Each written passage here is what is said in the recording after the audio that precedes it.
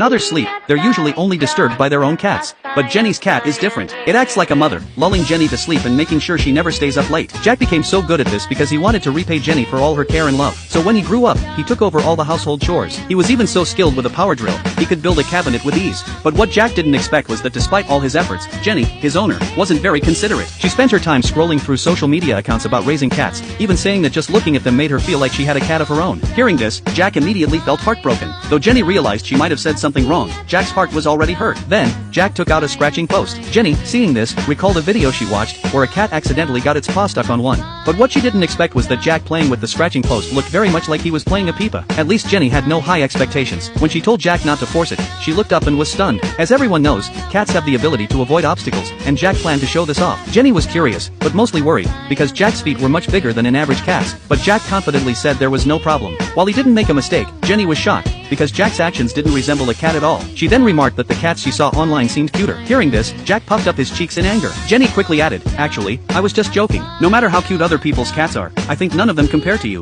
Jack." Hearing this, Jack immediately cheered up. Not long after, he prepared a delicious dinner for Jenny. This was something other cats couldn't compare to. Jenny even said that no other cat in the world would cook for their owner like Jack did. The next afternoon, Jenny was having lunch with her co-workers, and her bento was made by Jack. The others had no idea, so they were envious, and some even thought that whoever married Jenny would never have to worry about anything again. Hearing this, Jenny was shocked. In fact, she hadn't even thought about marriage yet. But seeing the reactions of her co-workers, they warned her not to miss the right time for marriage just because she was busy making bentos. Jenny usually didn't care about things like this, but for some reason, she started to imagine, would she get married and take Jack alone? But if that happened, what if her partner liked Jack more than her? What if, after some time, her partner wanted a divorce because they wanted to be with Jack? Jenny suddenly imagined a future where she was abandoned. When she got home, Jack was confused, because he didn't understand why Jenny immediately hugged him when she came in. Then, Jenny asked, "If someone who made many times more than me wanted to take you away, would you agree?" Without any hesitation, Jack agreed. But when Jenny saw this, she felt very sad. She said Jack at least needed to hesitate for a moment. Jack immediately tried to fulfill her request, and after 2 seconds of thinking, he still chose to leave her without hesitation.